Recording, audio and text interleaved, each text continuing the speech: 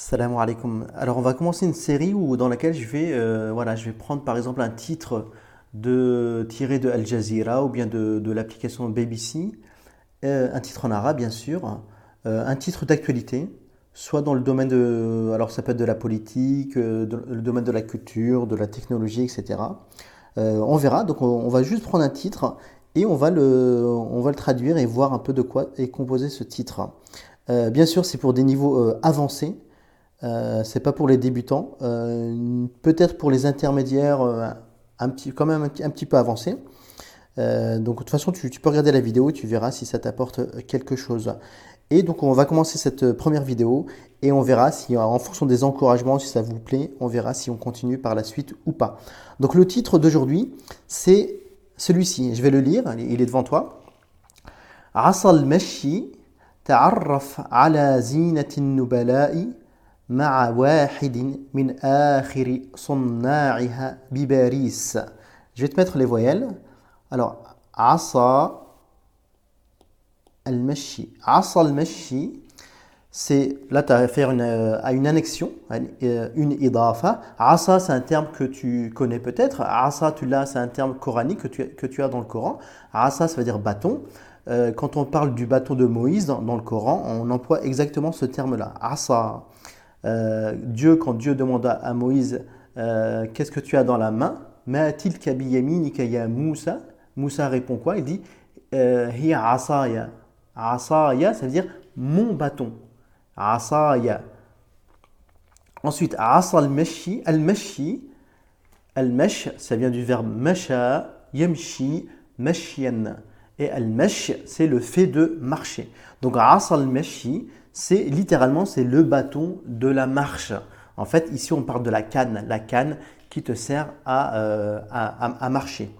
Ensuite, qu'est-ce qu'on a? On a ta'arraf ala zinatin nubala'i. Ta'arraf على زينة النبلاء النبلاء تعرف على. Là c'est un impératif. Là on te demande, on te dit تعرف على. تعرف, l'impératif ça vient du verbe تعرف. تعرف. Ici quand tu apprends un verbe et quand tu analyses un verbe dans une phrase, tu dois toujours regarder est-ce qu'il a une préposition qui va avec, un harf. Ici, c'est le harf ala. Le harf ala, il fonctionne avec ce verbe en fait. Parce que si tu mets pas parce que peut-être que ce verbe peut s'utiliser avec d'autres prépositions. Et à ce moment-là, il aura d'autres sens. Peut-être qu'il peut s'utiliser sans préposition. Et à ce moment-là, il aura un autre sens. Donc tu dois toujours regarder. Et même quand tu apprends un verbe, tu apprends le verbe avec sa préposition, le sens que ça a, sa conjugaison au présent et bien sûr son masdar, son nom d'action. Donc ta'arraf ala, c'est un impératif, ça vient du verbe ta'arrafa ala et ta'arrafa ala, c'est faire connaissance. Faire connaissance, prendre connaissance de quelque chose. Donc là, on te demande quoi? On te dit prends connaissance de. Ta'arraf ala. Prendre connaissance de quoi? De zinatin nubala'i. Zinati. Alors, zinati nubala, là aussi, c'est une idafa, une annexion. Zinati, c'est un terme que tu connais aussi. Ça veut dire parure, décoration. C'est un terme que tu as également dans le Coran. Quand Dieu te dit Al-mal wal banouna zinatul hayati dunya. Les biens, al-mal, les biens. Al-banoun, la descendance, la progéniture. Les biens et la progéniture sont deux parures, zinatul hayati dunya, deux parures de cette vie, deux choses qui embellissent cette vie. Ta'arraf ala zinatin nubala'i. Donc ici, alors an-nubala'i, c'est un pluriel, c'est le pluriel de Nabil. Nabil, c'est quelqu'un de noble et ça a donné le prénom Nabil que tu connais. Nabil, noble, pluriel nubala. Donc zinatin nubala, ici comment est-ce qu'on peut traduire ça en fait?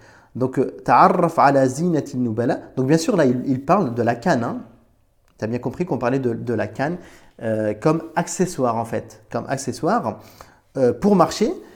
Mais ici justement ils te disent fais connaissance. En fait là ici on va le traduire par découvre. Voilà, découvre zinatin nubala, découvre l'accessoire, on va dire l'accessoire de beauté On va pas traduire la parure, hein, ça par la parure. On va pas dire découvre la parure des nobles, ça fait pas très joli.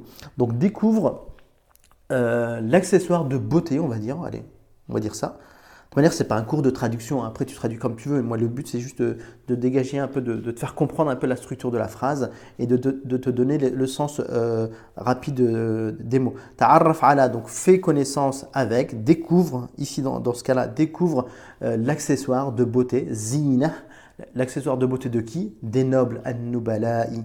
Alors, comment tu vas découvrir ça? Ils te disent, ma'a harf jar, wahidin. Min wahidin min akhiri ou bien akhara. À ton avis, c'est quoi?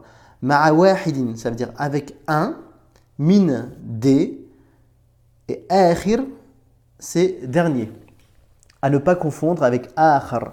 Akhar, c'est autre, et akhir, c'est dernier. Dans le Coran, Dieu te dit huwa al-awwalu wal-akhiru. Huwa al-awwalu wal-akhiru. Donc c'est Dieu est le premier et le dernier. Al-akhiru, pas al-akharu, c'est pas l'autre. C'est l'alpha, comme on dit en français, c'est l'alpha et l'oméga. Ma'a wahidin min akhiri sonna'iha. Ici, le terme ici, c'est sonna'iha. Sonna', c'est le pluriel de sani'a. Sani'a, c'est celui qui fabrique. Ça vient du verbe sana'a, yasna'u, san'a, ou bien sina'atan, le nom d'action peut être soit sina'atan, soit san'an. Donc sonna' c'est le pluriel de sani'a. Et donc ici en fait on a donc ma'a wahidin min akhiri sonna'iha. Donc le ha ici, le damir qui est collé à sonna', il renvoie à quoi? Il renvoie à quoi? Bah, au bâton, au canne en fait, hein. Ou bien soit au canne, soit à zina. Donc un des deux, de toute façon zina ça renvoie au canne. Donc les fabricants de canne en fait. Donc ta'arraf ala zinatin nubala'i ma'a wahidin min akhir sonna'iha, avec un de ces derniers fabricants. C'est comme ça qu'on traduirait en français. Un de ces derniers fabricants. Où ça? Bibaris. Ici tu as le harf jar bi. Baris. Baris, tout simplement, c'est Paris.